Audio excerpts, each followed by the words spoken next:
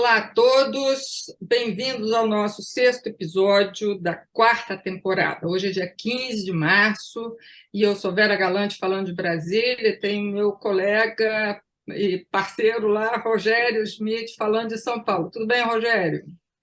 Oi, Vera, bom dia, boa tarde, boa noite a quem está nos assistindo aí. Não se esqueçam de se inscrever no nosso canal, ativar os likes e mandar comentários aí para a gente.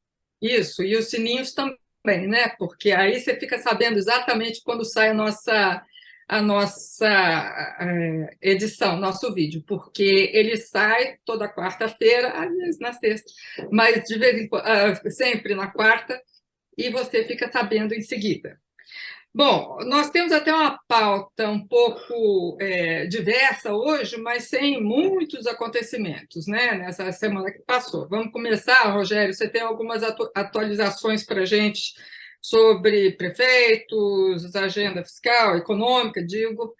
Pronto. É, essa está sendo essas últimas semanas foi relativamente tranquila, né? Acho que talvez o principal evento aí em Brasília esses dias foi segunda e terça, né? Mais um encontro aí da Frente Nacional dos Prefeitos, que reúne aí Isso. as cidades, as capitais e as cidades com mais de 80 mil habitantes. E o Lula passou por lá, o Geraldo Alckmin, vários ministros, o Gilmar Mendes representando o STF. Então, e nesse evento, né, Vera, aí eu já encaixaria com a discussão da agenda econômica, né? Uma das principais questões ali de interesse dos prefeitos era saber novidades sobre a reforma tributária, o que é um dos pés aí da agenda econômica, né, do governo Lula. O ministro Fernando Haddad, ele diz que quer votar a reforma tributária na Câmara em junho ou julho e terminar depois, votar no Senado em setembro ou outubro, tudo esse ano ainda. Então, ele parece bem otimista, né? Na prática, o que a gente tem é um grupo de trabalho que foi criado no mês passado na Câmara para debater o tema, né? Está realizando audiências esse grupo de trabalho ele funciona até maio. Então, só depois disso é que a gente vai saber. Tem duas incertezas, eu diria. Primeira, qual vai ser o texto da reforma tributária? Né? Tem uma PEC que está na Câmara, tem uma PEC que está no Senado, fala-se em aproveitar partes dos dois projetos, mas a gente ainda não sabe o que vai ter de concreto na proposta final. Né? E a segunda incerteza também é se a tramitação vai começar na Câmara ou no Senado.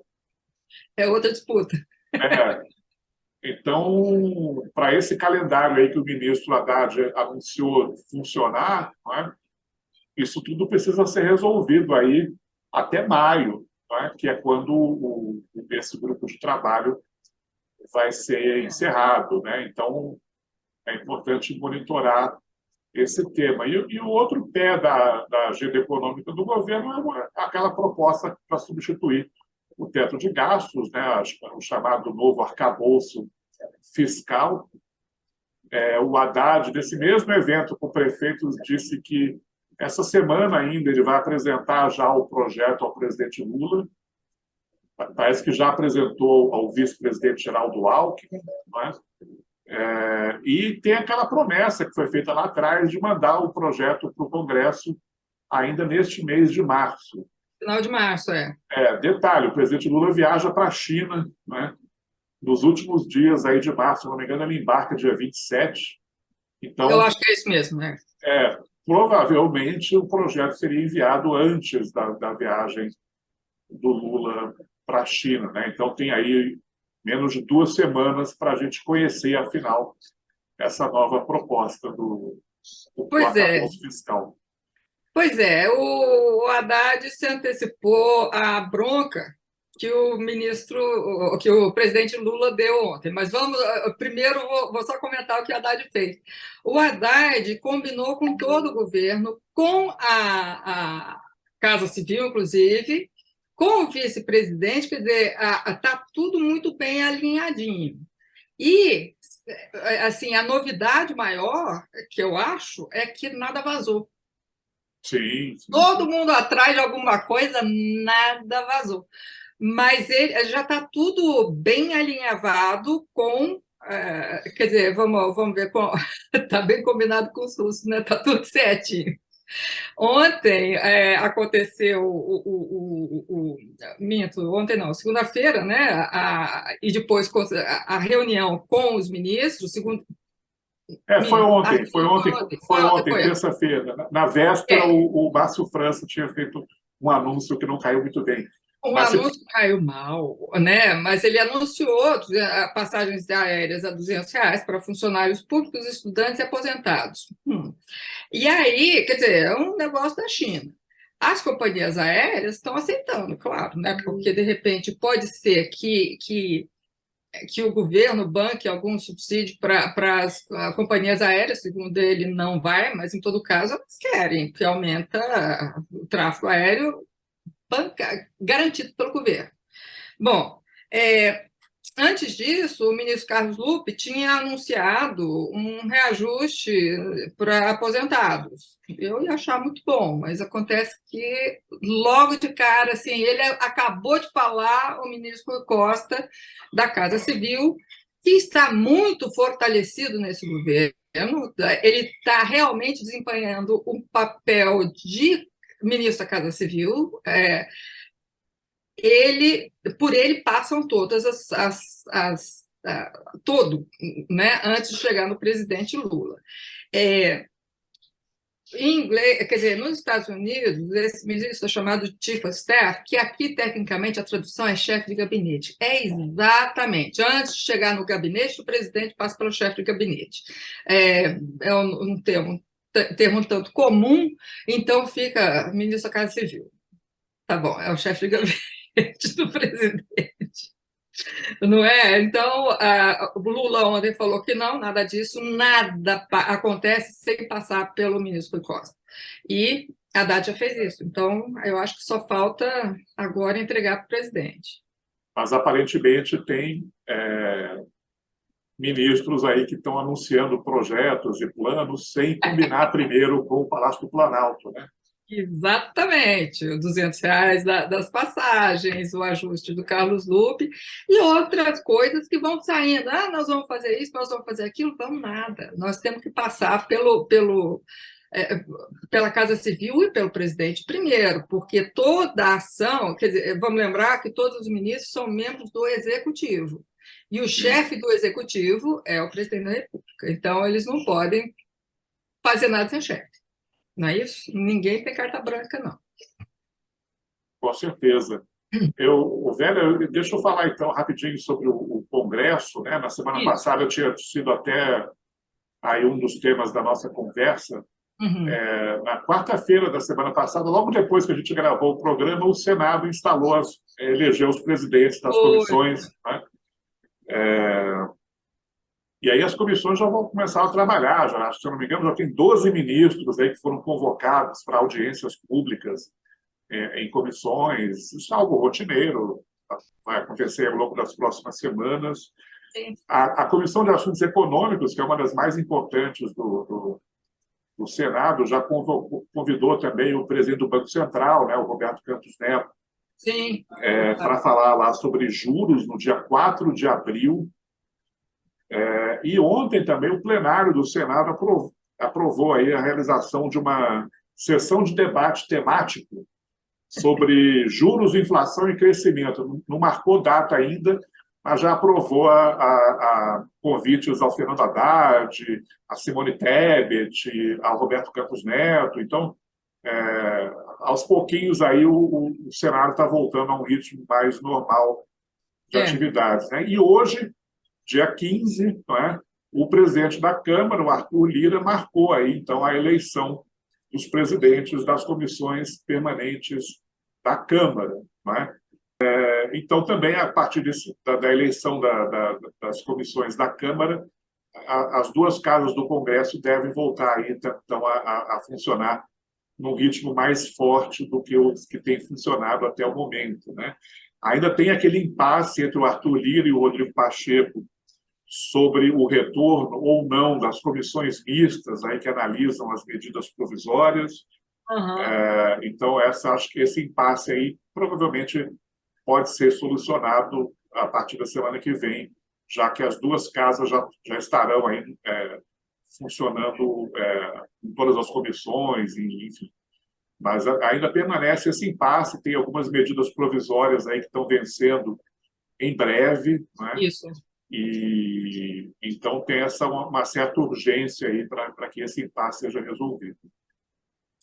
E essa é uma faca de dois gumes para o executivo, porque ao mesmo tempo que ele precisa das comissões instaladas, o executivo também teme a composição das comissões e também o número de parlamentares nas duas casas, em cada casa e nas duas casas, que apoiarão ou não os seus projetos. Então, ele realmente não tem uma base formada ainda, que nominalmente até tem, mas não tem um número de votos que aprove com folga ou com alguma tranquilidade qualquer projeto que venha do governo. Então, vamos ver aí como é que essas casas vão funcionar, qual vai ser a composição das comissões, né? Eu acho que tem plano aí.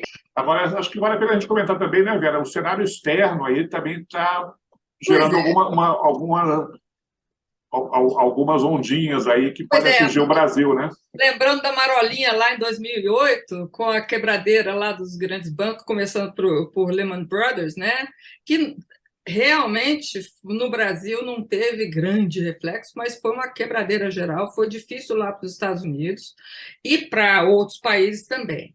Esse final de semana, aliás, sexta-feira passada, quebrou o Silicon Valley Bank, o Banco do Vale do Silício, e no domingo o governo fechou o Signature Bank de Nova York. Ambos os bancos mexiam com startups, empresas de tecnologia, criptomoedas, quer dizer, uma economia moderna, vamos dizer assim. E eles não se prepararam adequadamente com o tradicional arcabouço que eles tinham que ter, né? Ter mais ativo que passivo, né? E aí não deu certo.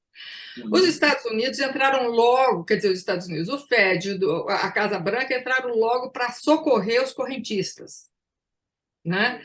E foi um problema lá atrás, em 2008. Não tinha muita garantia do correntista, não. Quebrou. Tem dinheiro? Tem. Não tem? Não tem. Agora houve o socorro imediato. Isso é boa notícia para o Brasil. Por quê? Com a economia indo bem lá, bem socorrida, evitando uma quebradeira geral, pode haver aí um espaço para o Banco Central baixar juros, porque já tem o espaço relativo no Brasil. A economia do Brasil está indo razoavelmente bem, as projeções são boas, mas se tivesse uma catástrofe internacional, pode esquecer. Agora, já com um ambiente internacional e nacional favorável, pode ser que o Banco Central pelo menos sinalize na próxima reunião do Copom, que vai ser dia 21 e 22 agora de março, com uma queda dos juros. Vamos ver e torcer, né? Porque isso aí nos afeta diretamente. E também, já que eu vou dar a última notícia internacional, depois a gente volta para casa, os jornais ficaram, logo depois da posse do Lula, todos eufóricos com a volta do Lula, com a pauta do meio ambiente, políticas sociais, etc, etc. Agora, passados 2 meses, sem muita coisa para mostrar, na verdade, os jornais já estão dando notícias das dificuldades dos 2 primeiros meses do governo de Lula. A dificuldade política, a dificuldade de implementar políticas ambientais, etc. Vamos ver, 2 meses para um governo é muito pouco, mas já dava para mostrar serviço. Houve distrações. 6 de janeiro é uma distração, quer dizer, eu estou falando distração porque desviou o foco, mas... 8 de janeiro. 8 de janeiro, desculpa. desviou o foco do governo. Essa foi uma distração e houve outras. Mas agora o governo está podendo trabalhar, inclusive porque os escândalos envolvendo o ex-presidente Bolsonaro na imprensa dão uma certa folga para o governo deixar todo mundo se ocupar do escândalo e vamos trabalhar aqui atrás. Então, vamos ver se isso aí realmente vai ser aproveitado pelo governo, né? Mas você tem mais coisas também, né? Não, não, só para complementar, são 2 meses e meio já E-mail, de exato. governo, né? Ou seja, Exatamente hoje, dia 15. são 75 dias, então tem menos de um mês aí pela frente para completar aqueles famosos 100 dias, né? Isso. De lua de mel, né? É. Então está na hora de começar a mostrar resultados, né? Em algum momento aí no próximo trimestre, o governo vai precisar mostrar resultados concretos, né? Então, e aí acho que o retorno do Congresso também pode ser que permita, né, que os dois poderes aí possam não só ser cobrados, como fazer avançar, né, reformas e, enfim, toda essa agenda aí que a gente está discutindo, né? Bom, eu acho que a minha pauta era mais ou menos essa. Posso já dar o meu destaque aí para o Pode próximo? dar, e eu também vou dar o meu, que eu acho que nós já terminamos o nosso programa. Vai lá. Você mencionou aí, semana que vem vai ter a reunião do Copom, né? 21 e 22 de março, terça e quarta-feira da semana que vem. E a dúvida agora é se o Copom, depois de toda essa pressão aí que o governo tem feito, e também diante aí do cenário externo, dos indicadores da economia brasileira, se vai ou não manter a taxa Selic em 13,75% ao ano, que está, se não me engano, desde agosto do ano passado. Então, vai ser aí um sinal interessante, seja qual for a decisão, né, sobre esse cabo de guerra aí, dos juros e do impacto dos juros sobre a economia brasileira. Isso. E o meu destaque, que também nós já conversamos a respeito, é o novo arcabouço fiscal. Nós vamos ver esse arcabouço fiscal, que ele vai existir, mas quando é que ele vai se materializar, né? Por enquanto, ele é uma entidade aí que a gente fala, mas ninguém conhece. Vamos ver se a gente conhece semana que vem, não é? Bom, eu acho que com isso nós terminamos, não é? E desejamos a todos um bom resto de semana e início da semana que vem. E no meio tem o final de semana, divirtam-se. Bom, Tchau, Vera. Tchau, pessoal. Até a próxima. Voltamos dia 22 de março. dia 22 de março, no último dia da reunião do Copom. Vamos ver se a gente já tem alguma coisa para dizer para vocês. Então, de qualquer forma, até quarta-feira que vem. Tchau, até logo a todos.